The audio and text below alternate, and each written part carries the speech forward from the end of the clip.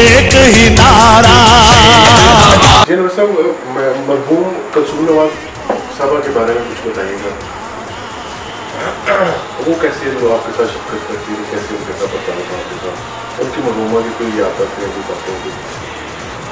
वो तो आप समझ लें कि बहुत ही अजीम खातून थी, और आप मतलब कह सकते हैं कि वो बंदे को जो है ना पहचान लेती थी। ये बंदा क्या है, ये बंदा क्या है, इसके बंदे के दिल कैसा है, क्या मतलब बड़ी मतलब अजीम खातून थी, और बहुत ही अच्छी अपना जिसे कहते हैं ना औरत थी। तो उनके साथ बड़े सफ़र रहे, बड़ी यादें वाबस्ता हैं, पाकिस्तान में भी किए, बाहर भी किए साथ। तो एक ख़ास कोई वाक़या, कोई ऐसी बात कोई जो आपको याद हो मरहूम कुलसूम नवाज के साथ कोई ऐसा?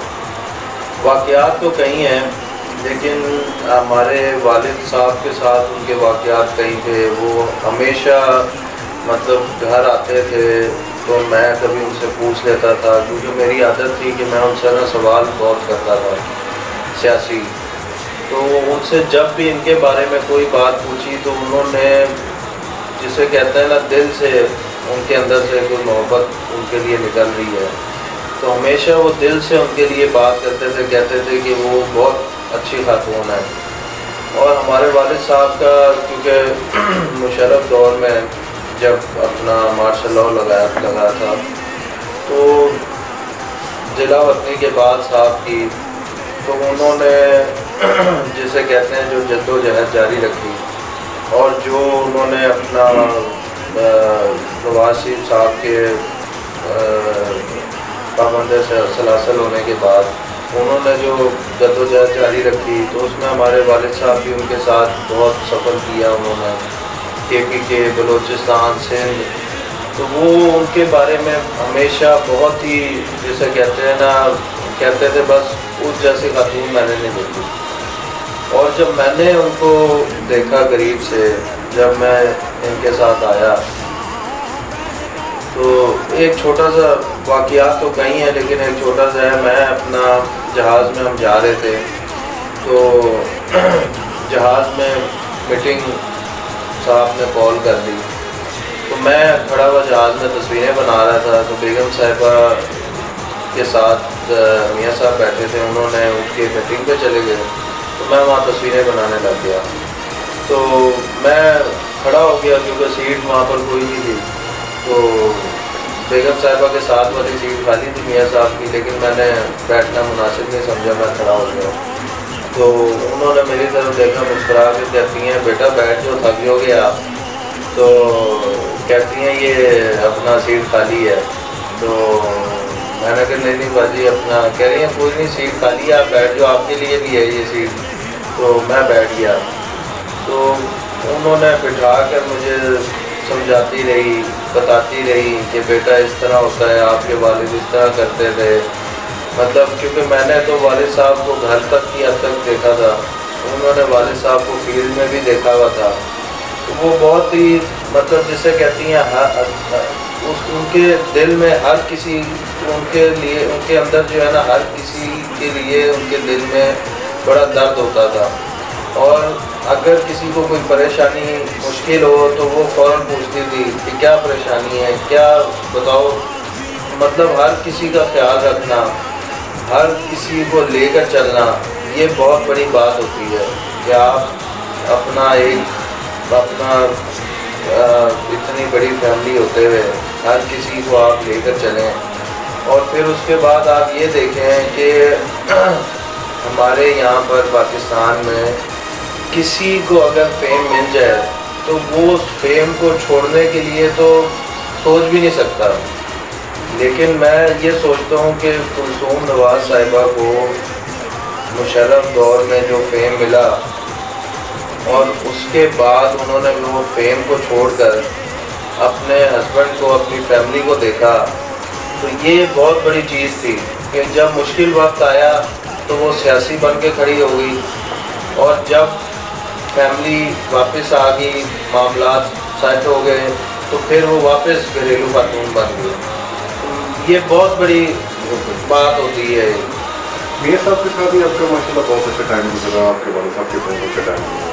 میاں محمد نواز صاحب کے بارے میں کچھ بتائیں، کیسے واقعات جو آپ کو پتا ہو جو کیا ہے، کسی کو کیسے ملازموں کے ساتھ کیسے سفر کرتے تھے، آپ کے گھر میں کیسے ٹائم گزرتا تھا، گھر میں کیسے مصروفیت ہوتی تھی کے ساتھ، جب ضلع واقعی تھے اس کے بعد سے لے کے آئے؟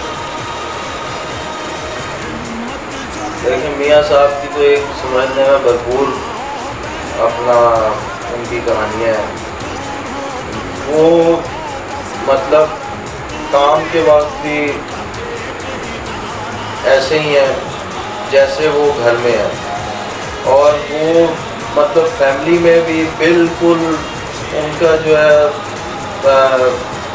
بات کرنا، بیٹھنا، اٹھنا بالکل فری، مطلب بچوں کے ساتھ بچوں کی طرح ٹریٹ کرنا، بڑوں کے ساتھ بڑوں کی طرح اپنا۔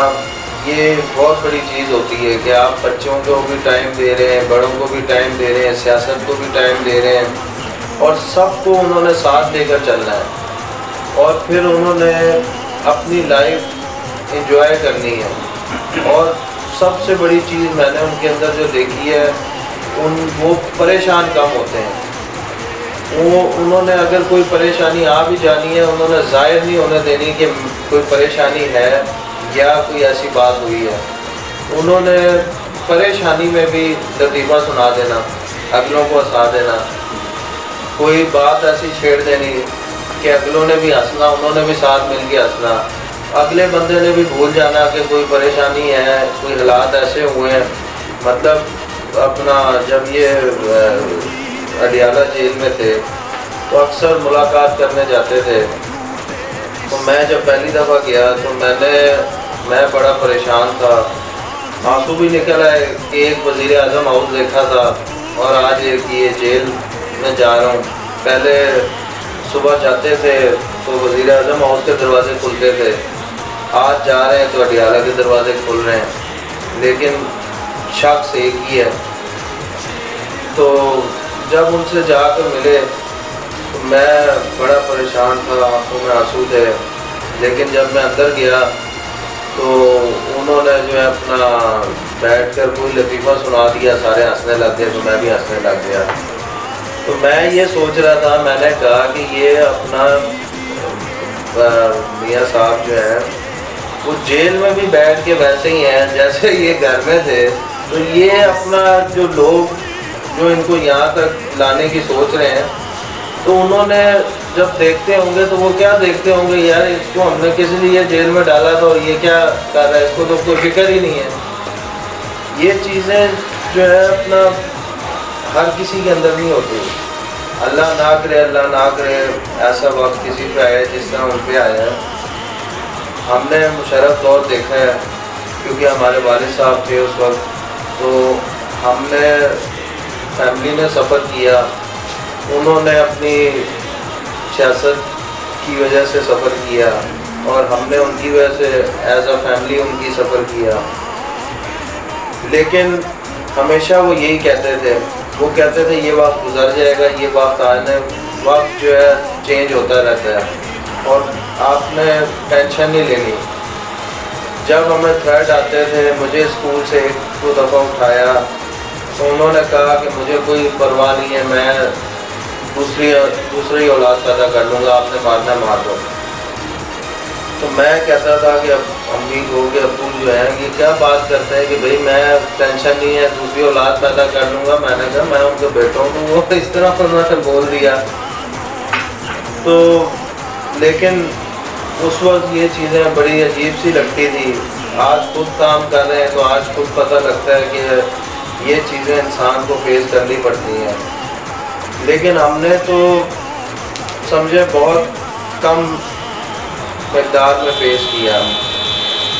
جو انہوں نے اب فیس کیا ہے وہ اگر کوئی بھی انسان ہو تو وہ میں کہتا ہوں کہ وہ جیتے جی بندہ مر جائے، کہ ایک وائف کے چلا جانا، جس کا اتنا محبت پیار ان کے ساتھ، اتنی لگن اور ایک ایسا رشتہ ان کے ساتھ مضبوط، اور ان کا چلا جانا، اور اس کے بعد ہماری مسلمان جو اسلامی روایات ہیں اس میں بیٹی کو تو جی بہت بڑا مقام حاصل ہے نا. ایک مطلب آپ یہ دیکھیں آج کل ہم لوگ یہ جو لوگ غیرت کے نام پہ قتل کر دیتے ہیں، مطلب ایک برداشت سے باہر ہو جاتا ہے. لوگ غیرت کے نام پہ آج کل قتل کر دیتے ہیں کہ بھئی بیٹی لڑکی عورت کو چھیڑا.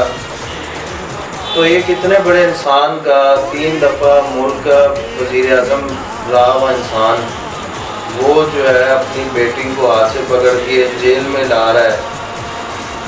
تو میں اس وقت یہ سوچ رہا تھا کہ کیا کیفیت ہوگی کہ ماں باپ جو ہے اپنے بچوں کو ہاتھ سے پکڑ کے اسکول کے لیے چھوڑتے ہیں خوشی خوشی، لیکن جب وہ چلے جاتے ہیں اس کے بعد بھی وہ سارا دن سوچ رہے ہوتے ہیں اسکول میں کیا کر رہا ہوگا بچہ، کیا اپنا کر رہا ہوگا بچہ، پریشان رہتے ہیں. لیکن کتنا بڑا انسان کو ایک جگرا چاہیے کہ بیٹی کو باپ جو ہے وہ ہاتھ پکڑ کے جیل میں لا رہا ہے، لیکن صرف کس لیے؟ اس ملک کے لیے. تو یہ سفر مطلب ہر انسان یہ چیز نہیں گزار سکتا اور نہ یہ چیز برداشت کر سکتا ہے. مطلب میں اپنا کہہ سکتا ہوں، میں تو نہیں کر سکتا اور میرے لحاظ سے کوئی نہیں کر سکتا ہوگا. محکوم و مظلوم